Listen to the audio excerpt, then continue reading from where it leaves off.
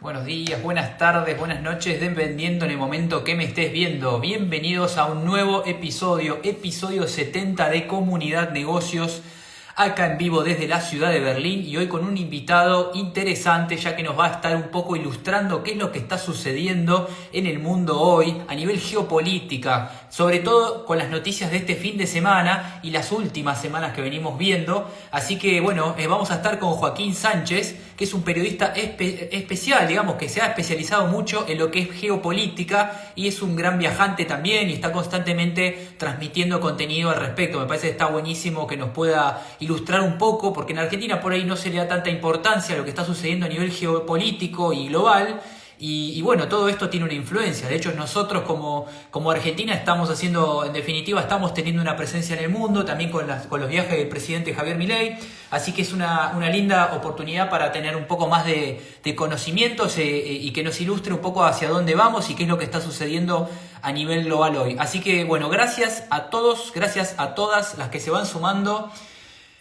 Les doy la bienvenida, como siempre, gracias por el apoyo, gracias por difundir y divulgar el contenido de Comunidad Negocios, que evidentemente a veces cuesta un poco, le pongo mucho amor y mucha pasión y bueno, cuesta un poco que el público por ahí que le dé mayor seguimiento, ¿no? A veces pasa que por ahí las plataformas van variando, a veces los vivos van para otro lado y bueno, yo mantengo siempre el contenido acá. Así que, bueno, gracias a los que se van sumando. Te voy a tratar de invitar, Joaquín, a ver si te encuentro.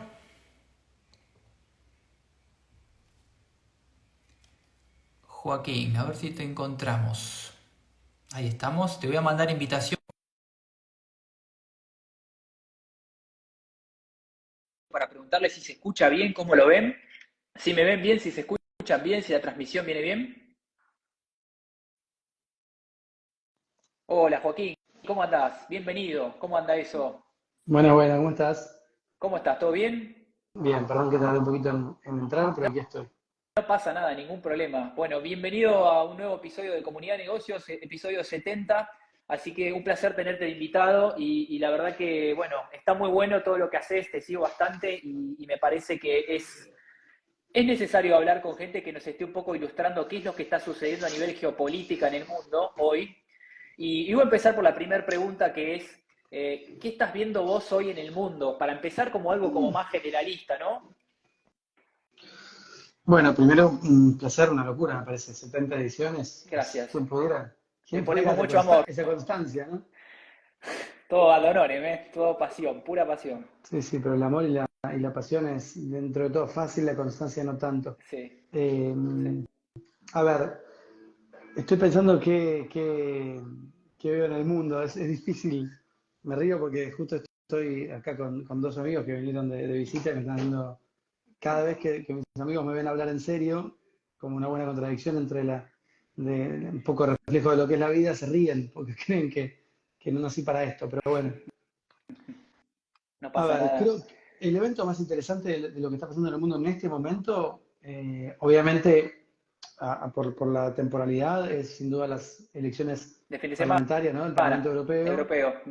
Elecciones que para muchos han pasado, no sé si desapercibidos, pero que evidentemente mucha gente está muy desconectada. De hecho, el euroescepticismo o la desconexión que hay entre el Parlamento Europeo y los habitantes de Europa es muy grande, ¿no? Se habla de que es muy difícil para la propia Unión Europea lograr una participación representativa en las elecciones del Parlamento Europeo. Las pasadas tuvieron una participación del 50%, el 50% del padrón votó, el otro 50% no. Estas elecciones todavía no tengo el dato final, pero es algo parecido. Eso por un lado, ¿no? Que vota poca gente. Pero por otro lado, haber visto que el resultado es un avance grande de los partidos de derecha o de ultraderecha, ya habla un poco no solo de lo que pasa en Europa, porque un poco es interesante analizar esto como eh, si querés, como caso de estudio. Obviamente que Europa no es el mundo, pero es un poco reflejo, ¿no? De lo que está pasando en el mundo en general. Hubo un Yo avance, tengo sí, perdón. una hipótesis, a ver, corregime, a ver si vos lo ves. Esto es una lectura que yo hago. Yo veo que por ahí está empezando a ver esto, digamos, venimos de un momento como muy socialista del mundo y hay como una especie, por lo que estuve investigando un poco también, como empieza a ver como este movimiento antisocialista o anti-woke, con la aparición, por ejemplo, de líderes fuertes orientados más a la derecha, como bueno, en el caso de Argentina, Javier Milei, Bukele, se escucha Trump en Estados Unidos, acá en Europa por ahí se está escuchando hace mucho el tema del avance esto de la derecha. ¿Qué opinás? ¿Cómo lo ves? No, está Y claro, las ¿no? Que es el... causas, o sea, qué es lo que genera esto, ¿no? También. ¿A qué se lo podés atribuir? Yo tengo una idea de que, una teoría de que las causas son siempre su contrario inmediato. Es decir, supuesto absoluto, los supuestos absolutos son los que provocaron la llegada al poder de sus principales enemigos. Es decir, la a ver, continuidad de cierta centroizquierda en Argentina fue lo que y de cierto progresismo un poco excesivo fue lo que provocó la llegada de Milei, es decir, tanto si se quiere, ahora que están hablando tanto de izquierda, tanto extremo izquierda provocó la llegada de Milei, así como si se quiere tanta extrema derecha o tanto repetición de gobiernos de derecha en México provocó la llegada de AMLO en su momento y ahora la continuidad. Uh -huh. Entonces, creo que lo que produce el advenimiento de un partido o de otro es, curiosamente lo estamos viendo en el mundo, es su opuesto inmediato. No vemos clivajes sutiles en la sucesión de gobiernos, sino muy drásticos, ¿no? Uh -huh. Como un zigzag muy pronunciado, o electrocardiogramas, insisto, pronunciados. Ya no es por ahí movimientos sutiles como era en algún momento.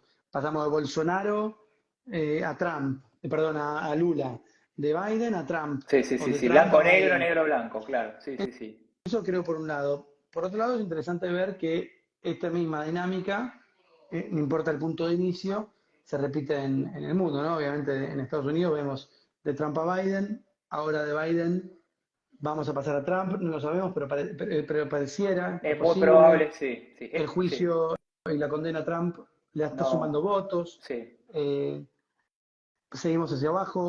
O sea, en México se ratificó, ¿no? Sheinbaum, la candidata de López Obrador, ratificó, o sea que ahí vemos una pronunciación de un candidato, de una Al otro candidata puesto. más de izquierda, que ahí reafirma, para no pensar que todo el mundo se está tirando a la derecha. En Bukele vemos un partido, el líder más popular del mundo en cuanto Sí, a imagen porcentaje con el que gana, positiva. Sí, sí, sí. más de 80 no, no solo de imagen positiva, sino de la elección, ¿no? Religión con un porcentaje altísimo. Entonces, estamos viendo una reafirmación de ciertos modelos. Milei ya hablamos. En España está justamente Pedro Sánchez. Sánchez empezó a hacer propio un discurso que es, obviamente se lo dejó servido un poco Milei, pero es empezar a hablar de zurdos, ¿no? Y reivindicar su posición de zurdo. Es una palabra que tomó hace poco Lo, tiempo, él antes no hablaba de ese lo usó como un poco de campaña, ¿verdad? Obviamente es una toma de judo Súper. no sé si toma de Aikido. judo porque creo que ahí los dos ganaron, de Mm, Aikido, los dos sí. ganaron con Milei, pero tomó el ataque de Milei y dijo, ah, nada, zurdo, sí, yo soy zurdo. Empezó a hacer un discurso en el que reivindica su zurdez. Y estando Eh, vos en España, porque actualmente estás en España, ¿verdad? uh -huh. ¿Qué lectura haces, digamos, del español promedio con el que vas hablando de a pie? ¿Qué se opina en la calle? Bueno, está bastante equilibrado. ¿Está Creo que polarizado? está bastante polarizado, sin duda. La elección aquí europea, si bien vota poca gente, estuvo polarizado.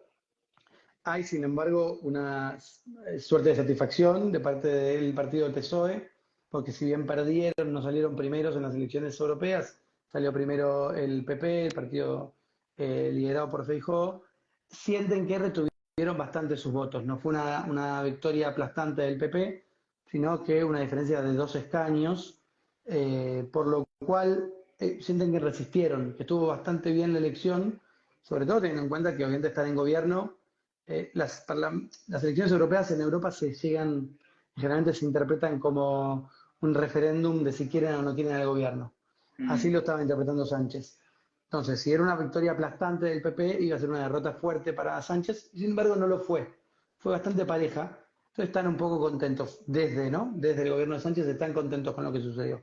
La gente creo que está equilibrada. Eh, Creo que hay mucha gente que lo detesta a Sánchez, hablo con mucha gente que lo detesta, considera que es un chanta, un acomodaticio, una persona sin valores, sobre todo por lo que estuvo pasando con la La amnistía. mujer. Ah, sí. No por la mujer, ¿no? Porque que está acusada de corrupción, pero además por una amnistía, para quien no sepa, que no esté en Europa, que probablemente por ahí no está en contacto con esto, se votó el 30 de mayo una amnistía para Cataluña, para muchos líderes en Cataluña, que promovieron, bueno, es muy difícil de explicar, ¿no? En 2017, el famoso Tsunami Democratic, hubo unas protestas porque querían que se hiciera un referéndum para votar por la independencia de Cataluña.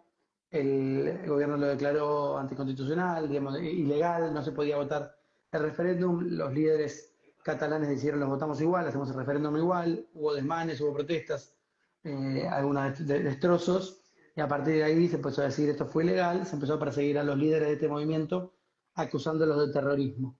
Puigdemont, que era el principal líder y presidente de la Comunidad de Cataluña, terminó exiliado en Francia y empezó un largo proceso. Mm.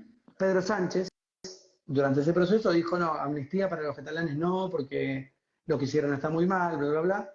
Y después, para lograr formar gobierno, en búsqueda de sus alianzas, hizo una alianza con Cataluña y dijo, bueno, la amnistía tal vez la podemos discutir, y finalmente la promovió.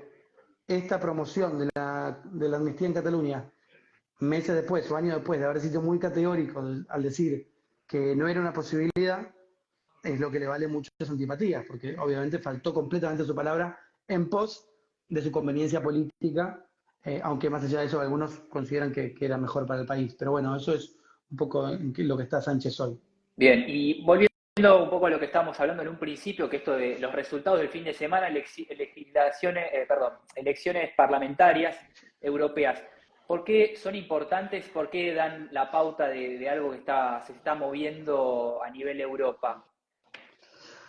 Bueno, son importantes, justo estaba hablando entrevisté a un periodista español muy importante que está instalado en Bruselas, digo que voy a publicar mañana, eh, en el que trato de explicar por qué son importantes las elecciones europeas, porque ni a los propios europeos les interesan. Por lo pronto, el principal valor de las parlamentarias es que realizan lo que se dice una legislación espejo. Mm. Generalmente lo que se sanciona, las leyes que sancionan en el Parlamento Europeo, se sancionan a nivel Europa y después los países las hacen propias.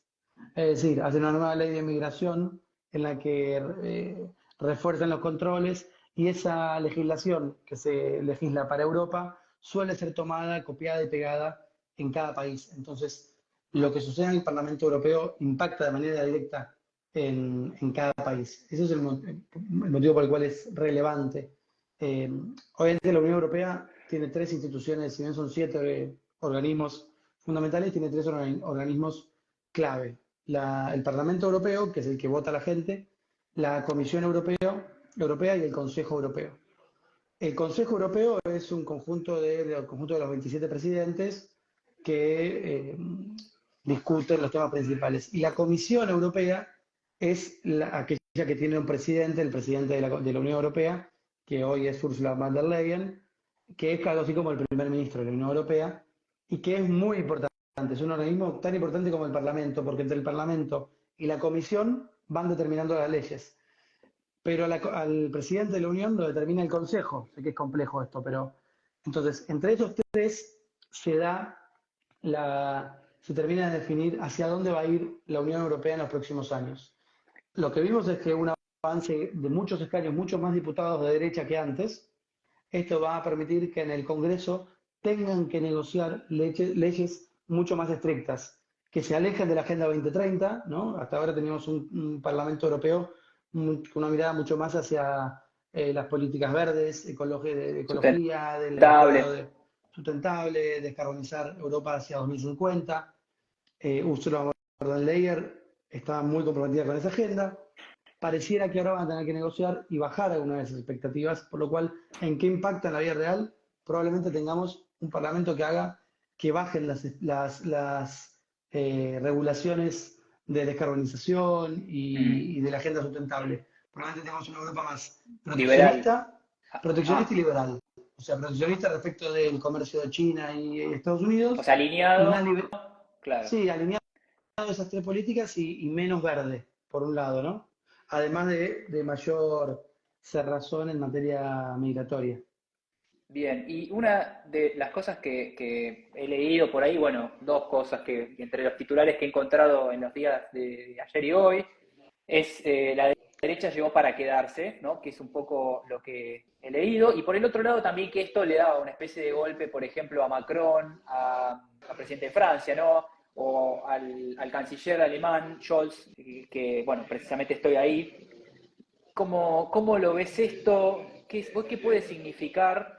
Eh, Son países que por lo que yo voy viendo, viviendo acá en Alemania, si bien hay una línea gubernamental, yo voy hablando por ahí con los habitantes, que estoy en una ciudad que es como la más socialista de toda Alemania, por lo que tengo entendido, y muchos me comentan que hay un descontento con esta, por ejemplo, con el tema de inflación, con el tema de los alquileres, con el tema de hay un malestar con el tema de los inmigrantes, pero no los inmigrantes, sino los,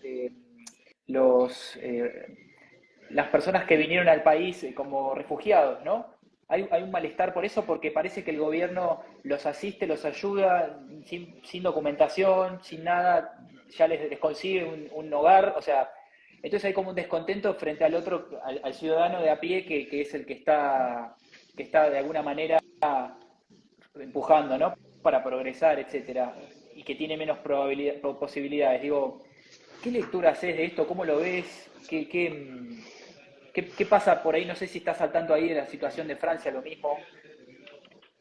Bueno, en Francia hay una gran corriente antimigratoria. En los últimos años realmente está creciendo mucho. Mm, De hecho, hubo una nueva legislación que se promovió el año pasado en la que no me sale la palabra, pero se endurecía la mm. legislación respecto de los Me migrantes, decía, sí. porque ponían más trabas para la legalización de migrantes. Era una movida de parte de Le Pen y de su gente más de la derecha, que Macron en algún momento tuvo que aceptar que se trate del Congreso Claro. porque tuvo que negoció otras cosas y bueno, en medio de esa negociación pasó esa legislación, ese endurecimiento de las políticas migratorias, que después no fue eh, reafirmada todavía, pero que probablemente pasa. Y lo mismo pasa en la Unión Europea en general, en el Parlamento Europeo, que buscan medidas de mayor eh, proteccionismo respecto de los migrantes. La idea de que el migrante quita el trabajo, el migrante eh, empeora la condición de cada Mm, país, yo estoy mm, profundamente en desacuerdo. Acá entiendo que es una discusión. Primero, creo que es algo una bandera que enarbolan algunos partidos que utilizan medidas como para decir que en realidad la inflación, la falta de empleo, tiene que ver con el migrante. Yo creo que tiene que No ver tiene que ver con el inmigrante, por supuesto. O sea, desde lo técnico te digo ya, no tiene nada que ver, claro. desde ya que no, pero yo creo que Totalmente que. tiene que ver con una utilización de la figura del extraño, Mm, sobre todo porque crecen movimientos más nacionalistas, ¿no? Que es muy fácil encontrar de enemigo al inmigrante. Si uno mira los números, Europa en el 2022 acogió cerca de 4 millones de ucranianos que salían de la guerra y lo recibió Europa de muy buena gana y me alegro mucho que así haya sido, ujú, pero recibió 4 millones de migrantes y no causó una crisis económica. El año pasado llegaron desde África, que son los inmigrantes más señalados, cerca de 300.000. O sea, cuando se habla de crisis migratoria entrando desde África, insisto, en un año fueron 300.000 contra 4 millones de ucranianos en un año. Entonces, los números no es necesariamente ahí donde está el problema. No es que hay muchos inmigrantes y que no hay posibilidad de contenerlos. España está recibiendo un montón de inmigrantes y los necesita.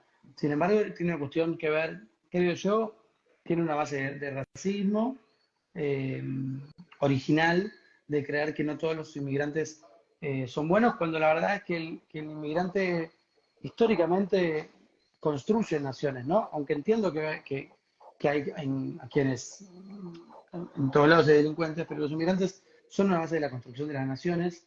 eh, y bueno, hay que ver cómo avanza este proceso. Sin duda, la derecha los mueve. De hecho, vimos cómo Milei posteó una foto que decía que acusaba a Sánchez de estar en contra de los inmigrantes legales y a favor de los inmigrantes ilegales. Una narrativa de la criminalización del migrante africano como si fuese que viene a, no sé, a delinquir, o del migrante musulmán que viene a hacer terrorismo. Claro. Creo que son narrativas. Bueno, y estamos, digamos, ahora estoy atento, digamos, a lo que va sucediendo. Yo creo, ahora empieza el G7, parece que el presidente va a viajar para el G7 para Italia, mañana o pasado mañana va a estar viajando y va a estar creo que el jueves ya, y creo que el G7 es desde el jueves hasta el sábado, si no me equivoco. Y después por el otro lado va a estar también en Francia y en Alemania, en las próximas semanas, acá de acá 15 días. Yo estoy bastante atento al tema. ¿Qué pensás que puede llegar a suceder con todo esto, no? Hay como una especie de, a cada lugar que va, como que llega el mensaje y bueno, ya se mueve un poco la pero Mi presunción es que obviamente que en Italia va a ser presidido por Meloni y va a tener Meloni, se configuró sí, sí, de sí. algún modo como la La gran líder de líder. la derecha, ¿no? No solo porque ella ganó su partido, Fratelli d'Italia, Uh-huh. con ella como una candidatura testimonial, ella liderando la lista, y ganaron escaños y demás, se terminó de consolidar como la líder de derecha. Sin embargo, una líder de derecha pragmática, que hable con la Práctica. izquierda, habla Mm, con la sí, izquierda, si quiere, con el socialismo, no es una extrema, claro. no es Milei cuando va al Parlamento Europeo. Cuando va a hablar con Europa es bastante moderada. Hacia adentro es más extrema. Yo creo que ahí Milei va a tener una buena acogida, va a tener una relación de pares con Meloni, Sí, sobre hay todo que él buena está tratando onda por lo que vi. Sí, sí, y sí. él está tratando, Milei está tratando de convertirse en una referencia internacional de la derecha. Meloni lo es. Creo que ahí va a estar bien recibido en el G7. Hay que ver qué discurso da. Luego en Alemania yo no creo que vaya a provocar, no creo que vaya a tratar a Scholz de la misma manera que trató a Pedro Sánchez. Eh, en Francia no me intriga, ¿no? Acaba de anunciar Macron que va a disolver la asamblea, llamar a nuevas elecciones. Hay que ver si va a jugar o no va a jugar ahí. Y también hay que ver si en España, ¿no? Yo sé que vos estás atento a estos temas Va a estar de vuelta, me parece, por España. Tengo entendido que sí. y él Sí. dijo que sí. Eh, acá, por lo pronto, acá en Alemania hay algunos grupos chicos que están en contra de que sea recibido por Scholz, el canciller alemán, que vendría a ser como la figura del presidente, porque vienen a recibir un premio, una medalla Hayek. Entonces hay como un poquitito de resistencia Grupos en de algunos izquierda. grupos de izquierda menores, y hasta te diría que creo que son algunos argentinos que están, en la realidad que no puedo investigar mucho, pero lo poco que encuentro es grupos minoritarios que se oponen a esto. No quieren que Scholz lo reciba a Milei, ¿no? Hay que ver qué pasa a nivel, qué pasa, ¿no? Una vez que él venga acá. Y otra cosa que te quería preguntar, volviendo un poco a esto, ¿no? ¿Dónde ves a la Argentina parada con todo lo que estamos haciendo a nivel... Yo noto, por lo menos, no, decime vos ahí desde España, yo hablando con extranjeros de todas partes acá, porque es una ciudad muy cosmopolita, veo también que hay como mucha expectativa con lo que pasa en Argentina. La conocen claramente Argentina, bueno, obviamente nos conocen por el presidente y ya divide las aguas. Hay gente que te dice, no, está bien, porque esto, por lo otro, o hay gente que te dice, no, no, me parece que no, o sea, pero veo como que pone de alguna manera a favor o en contra, digamos, pone en el mapa un poco al país. ¿Vos qué lectura haces de esto? ¿Qué opinás? Yo creo que como nunca antes está sucediendo que el mundo tenga una opinión, o sea, que la grieta argentina, que el mundo ha caído en la grieta argentina, ¿no? Durante tantos años hablamos de la grieta en Argentina, ¿no? Kirchnerismo ante kirchnerismo. La Claro, grieta de Milei es tanto más profunda que ha metido al mundo dentro. El mundo se empieza a organizar entre los pro Milei y los anti Milei. las castas del mundo. Bueno, no solo las castas del mundo, digo la gente en España, hay claramente gente pro Milei, gente anti Milei. Eh, en Estados Unidos hay gente pro Milei, gente anti Milei. Supongo que en Alemania lo habrá, digamos, el mundo de pronto conoce a Milei y toma una posición. Y eso, digamos, para bien o para mal, es llamativo, ¿no? Que Argentina esté en el mapa. En la época de los Kirchner, de mayor poder del kirchnerismo, había un conocimiento de Cristina, de Néstor, y se opinaba sobre la posición argentina, ha tenido posiciones muy fuertes tanto Néstor como Cristina, respecto de algunas medidas, como la expropiación de YPF Repsol. Hubo momentos que llamaron la atención en el mundo. Y sobre todo con el eje Lula, Evo, Correa, Chávez. Ese era un momento de mucho conocimiento, mucha discusión de Argentina en el mundo, más por el lado de la izquierda. Pero al nivel de conocimiento de Milei creo que es superior y de concentración de la atención en él, que creo que en este momento está haciendo eje con Bukele, ¿no? Súper. Como que están muy unidos y el mundo se divide, ¿no? Creo que esto me parece que es la frase que más lo resume. La grieta argentina finalmente se consumió al mundo, pero cambió de actores. Claro. Y es interesante, porque están todos discutiendo Milei sí, Milei no. La foto con Elon Musk, bueno, con los principales empresarios tecnológicos, por ahí creo que eso también le dio como mucha prensa y lo puso un poco en eje ahí. Con el discurso también, ¿no? Obviamente, que es un discurso pro mercado y es un poco el sueño, el sueño de muchos empresarios norteamericanos, ¿no? Que es un poco libre de tantos controles, etcétera. Sí, yo sinceramente creo que la foto con Zuckerberg, con Musk y demás, creo que nos impresionó más en Argentina que en el mundo. No sé si es eso tanto el factor que impresiona al mundo como el factor que impresiona a la Argentina. Me puedo equivocar de todas formas, es una apreciación. Yo creo que el mundo está más sorprendido con sus discursos, con lo que dijo en Davos, con su manera de hablar, Su que oratoria, sí. sí, con su oratoria, sí, exacto. Y con respecto bueno, ahora vamos a entrar en otro tema que lo hilvano con esto, que es el tema de nuestra alianza con Israel, por ejemplo, ¿no? En todo este conflicto que hay con Palestina, bueno, que nos pone de un lado, inevitablemente. ¿Qué opinás al respecto? ¿Cómo lo ves? Lo- al igual que, por ejemplo, bueno, estamos tomando claramente un partido por Ucrania, por supuesto, estamos en contra del hacia el lado ruso. Sí, yo creo que, a ver, si hay algo de lo que no se lo puede acusar a Milei es al menos por ahora, de mentiroso, ¿no?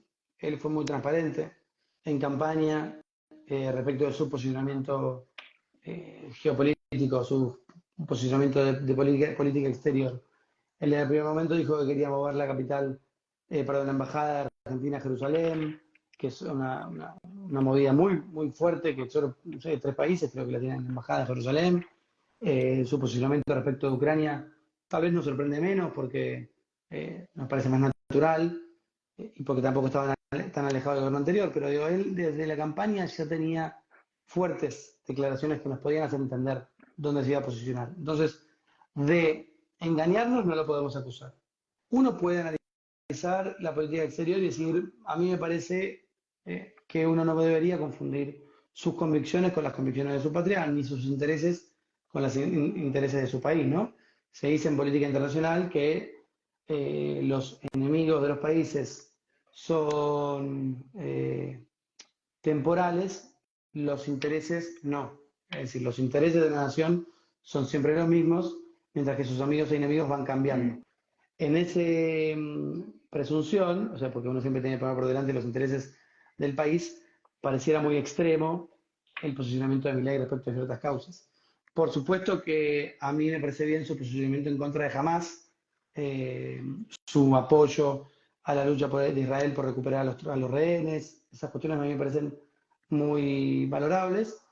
Sí me parece que no entender la complejidad del conflicto o no aceptar eh, los matices es una característica de su manera maniquea de ver el mundo, ¿no? Donde hay buenos y malos y no hay grises en el medio. Eh, pero bueno, sí, no puedo decir que me sorprende su manera de analizar el conflicto de Israel. Bueno, ahí voy viendo que van dejando algunos comentarios. Quien le quiera preguntar algo a Joaquín, bienvenido sea, es el momento para hacerlo. Te quiero preguntar algo que por ahí, yo, digamos, es un poco el sentido de comunidad de negocios, que habla un poco de lo que está sucediendo a nivel desarrollo personal, profesional y económico, a nivel global, con el impacto de la tecnología, y es algo que realmente está agitando y moviendo al mundo, y que creo que está, de algún modo, directo o indirectamente, haciendo influencia a la hora nuestra visión y nuestra toma de decisiones del mundo. ¿Qué pensás de la tecnología como factor de influencia en la ciudadanía, por ejemplo, a la hora de votar, a la hora de una visión, de tener una visión o una cosmovisión del mundo? Bueno, la tecnología creo que plantea siempre el mismo debate hace años, ¿no? Los que estudiamos sabemos que siempre está este famoso libro Apocalípticos o Integrados, ¿no? De Humberto Eco, Mm. que planteaba que frente a la tecnología hay dos tipos de personas. Los apocalípticos, los que piensan que la tecnología va a destruirlo todo, que va a dejarnos sin trabajo, que se van a acabar las relaciones interpersonales, que el amor va a ser una pantalla, que, ¿no? Los que piensan que la tecnología vino a suprimirnos nuestra humanidad. Y después están los integrados, que son aquellos que ven en la tecnología una posibilidad de herramientas, una posibilidad de crecer, de evolucionar, de tener más tiempo libre, de hacer menos trabajos duros y poder tener más tiempo para el ocio. Esa dialéctica se da hace décadas respecto de la tecnología. La tecnología cambia, pero la dialéctica queda.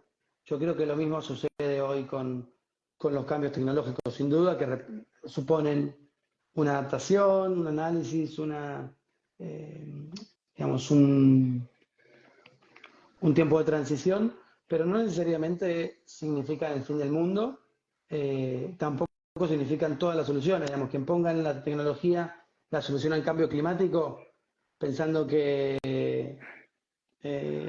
mañana se resuelve el calentamiento global por medio de una absorción de calor, no va a resolver ese tipo de problemas.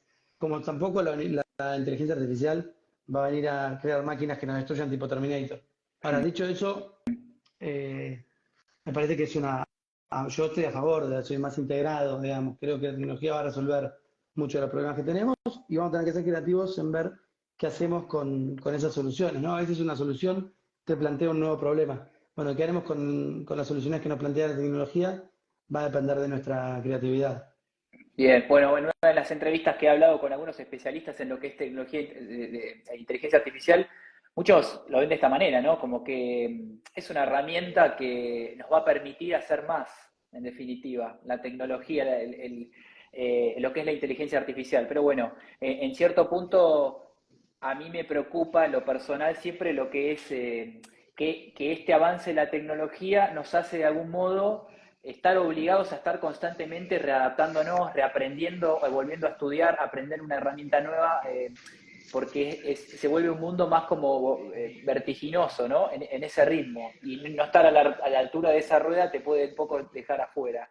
Eh, pero bueno, ahí te quiero leer a ver si hay algunos comentarios. Me dice me están preguntando, mi pregunta sería, ¿qué ayudaría políticamente a contrarrestar el movimiento de derechas en Europa?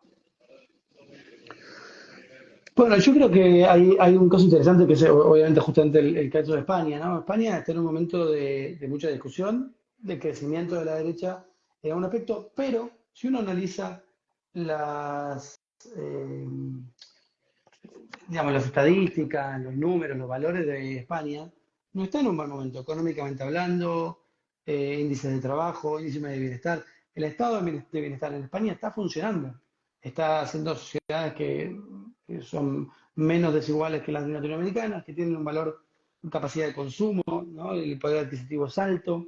El caso español es un caso bastante positivo en cuanto a los índices, ¿no? Y yo creo que por eso también Milei está tan ensañado con atacar a España, porque no es un caso de fracaso hasta ahora económico el gobierno de Sánchez. Si se quiere, es un fracaso, o que lo que se le puede achacar es un fracaso de valores o demás, que es un poco los discursos de quienes están en contra. Pero cuando analizamos los datos, el propio PP tiene problemas con eso. El Partido Popular siempre cambia la narrativa porque en términos de desempleo, de bienestar de la sociedad, de evolución del estado de bienestar, la verdad es que es bueno. Entonces yo creo que por ahí la narrativa de, che, existe un gobierno más tendiente a los socialdemócratas que puede funcionar también, porque el gran problema generalmente de las izquierdas es que no sabían administrar. En este caso no está teniendo ese problema el PSOE. Entonces creo que eso podría llegar a contrarrestar un poco algunos de los discursos de derecha. Pero también creo que viste, son movimientos históricos Mm, que no sé qué ciclos. uno puede hacer para contener esas placas tectónicas ideológicas, digamos. Claro. Bueno, ahí tengo una más que dice, Astromostra dice, pero una consulta, ¿no se supone que un presidente es un civil que está tutelando por una población en vez de los intereses del 1% del mundo? ¿No es obvio que sale mal? No sé a qué estará, capaz que lo estaba diciendo en referencia cuando estábamos hablando No, del presidente habla Milei y de de Sánchez. Milei Sí, y del 1% es el 1% más rico del mundo. claro. Entonces, obviamente, si uno analiza las medidas que toma Milei, pro mercado y pro empresa y demás, abiertamente benefician a la población más rica del mundo, porque de hecho el propio Milei dice, si los empresarios le damos condiciones favorables van a invertir más. Entiendo, comparto la mirada de Atromostra. Yo creo que debería haber algo en el medio, ¿no? Entre favorar la inversión y favorar el mercado sin eh, ignorar la, la red de necesidades y de desigualdades desde la que parte un montón de gente, sobre todo en Argentina. Porque cuando vos mirás al 1% en un país que está desarrollado, decís, bueno, ponele. Ahora, en un país que está con la base de partida, hay una desigualdad infinita. América Latina es el país más desigual del mundo y esas políticas parecieran ser deficientes. El propio Milei está viendo que son deficientes esas políticas, por eso tuvo que sostener los subsidios, tuvo que revisar no, algunas de sus medidas que en su playbook no estarían, serían aberrantes, ¿no? Él dice como la asistencia de la emergencia, como asociándolo a la escritora Ayn Rand, que dice que bueno, que es una solución de emergencia, que decir, bueno, la gente no la podés dejar en definitiva sin ayuda y la tenés que acompañar hasta que la situación se acomode. Está. Acá me pone Elvira Sosa, dice, ¿Milei se reunirá con alguien de la AfD? No sé qué Eso significa. no lo sé, sinceramente, no sé qué. Ok. Bueno, y creo que no me han preguntado más nada. No sé si me han hecho alguna que otra pregunta más. No, parece Fuimos que demasiado claros, evidentemente. fuimos bastante específicos. Fuimos muy elocuentes y no hemos dejado. Qué miedo igual, ¿no? Hablar y no despertar ninguna duda, algo está mal. Eh, Duden de todo lo que dije, que es simplemente mi Eh, interpretación de los hechos. me parece total y absolutamente 100% de acuerdo. Porque a mí me pasa que, no sé si vos, yo como que tengo este ejercicio que me gusta, que es una forma de poner a falsar lo que yo creo. A veces viste que uno dice, esto es la verdad. Y en definitiva, a veces busco argumentos para contrarrestarlo. Decir, no, porque no hay absolutos. Yo creo que todo tiene un lado, ¿no? Un lado B, un lado A, un lado positivo, un lado negativo. Creo que está bueno. Y el intercambio también me parece que está bueno también conocer otros puntos de vista que de otra manera no podrías por ahí tener apertura. Hay un poema de Nicanor Parra, mi poeta favorito, que dice, no me acuerdo el poema entero, pero empieza y termina diciendo, me arrepiento de todo lo que he dicho. Eh, Él ya grande como poeta, que ha dado muchas declaraciones, un poeta de izquierda por otro lado, y que ha dicho muchas cosas en un momento de su vida, de su edad. Es un tipo que murió a los 103 años, pero bueno, Wow. ponerle las 70 ya eran la vejez, escribió un poema diciendo, me arrepiento de todo lo que he dicho. Y dice, si dije tal cosa y tal otra, ignórenme, me arrepiento de todo lo que he dicho.